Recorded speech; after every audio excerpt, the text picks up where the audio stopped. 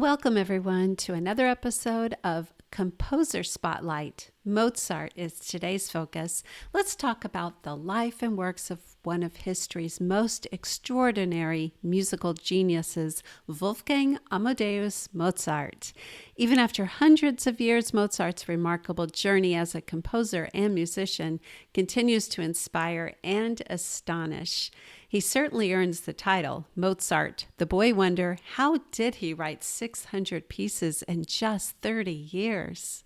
If you are a homeschooler looking for ways to easily and affordably include a quality music education in your homeschool, you've come to the right place.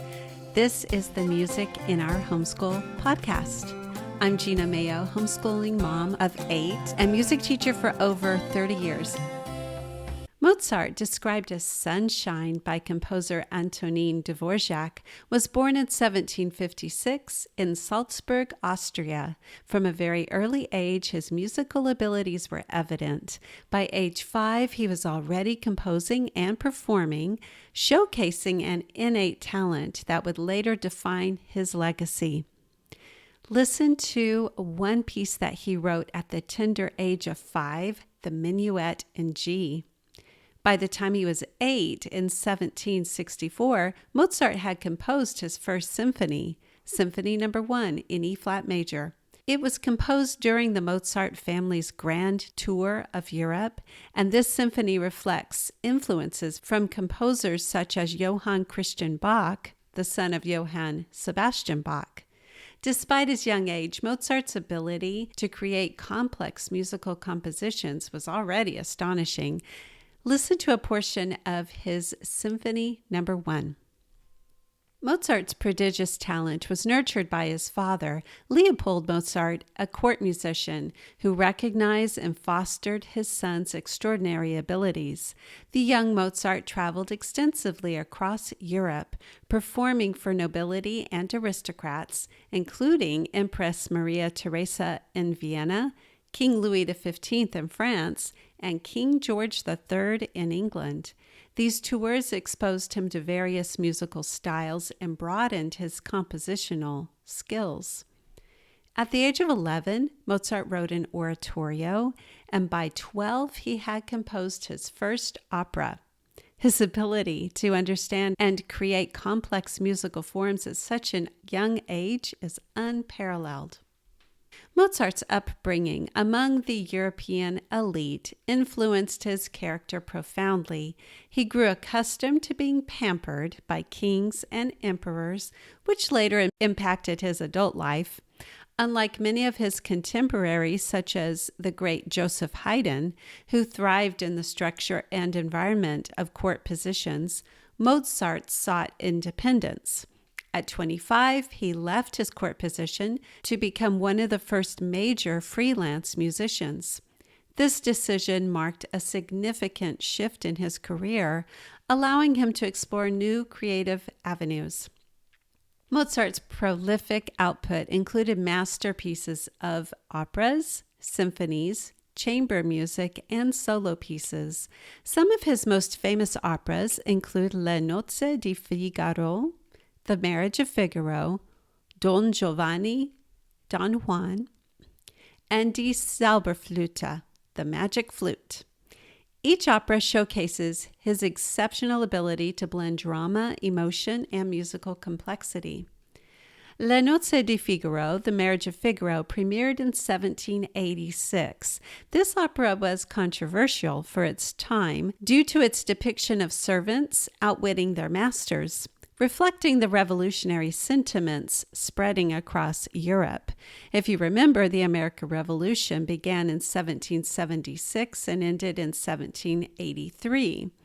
Despite the initial resistance to The Marriage of Figaro, it became one of Mozart's most beloved operas. Another masterpiece, Don Giovanni, combines comedic, tragic, and supernatural elements, demonstrating Mozart's versatility.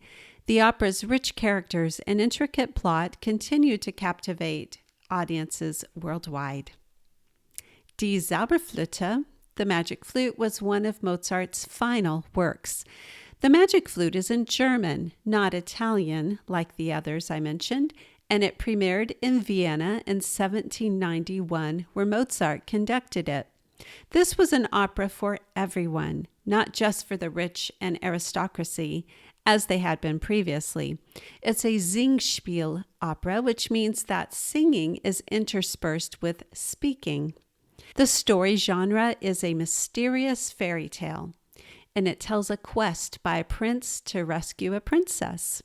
The Magic Flute contains one of Mozart's most famous arias. An aria is what a solo in an opera is called, the Queen of the Night aria. Mozart wrote in every genre of the classical musical period, which lasted from about 1725 to 1800. Since he composed over 600 pieces of music, it's hard to decide what his most famous piece is, but many would say it's his Symphony No. 40, which he composed in 1788. A beautiful vocal piece of Mozart's that I love is Ave Verum Corpus. Mozart died just before he was able to complete his Requiem in D minor in 1791. A requiem is, ironically, a mass for the dead. As Mozart knew he was dying, he gave ideas to his friend Franz Xaver Süssmayr to complete the Requiem for him. There are many speculations as to what Mozart died of at the young age of 35, but we don't know for sure.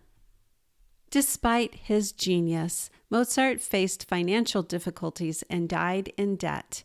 His wife Constanza later managed to secure financial stability by publishing his works. They had 6 children, and 2 sons survived to adulthood. Wolfgang Amadeus Mozart's extraordinary talent and prolific output have secured his place as one of history's greatest composers. His ability to balance complexity with simplicity, as well as sensibility and discipline, remains unparalleled. I hope this exploration of his life and works has deepened your appreciation for this musical genius. Thank you for joining us on this Composer Spotlight. Be sure to explore listening to Mozart's music and let his timeless compositions enrich your life. I have a link in the show notes to a Mozart Spotify playlist I created. Do you have a composer you'd like me to spotlight next? Check the show notes or the description for a link that says, click to send Gina a message and I will get that message from you. And until next time, keep the music alive.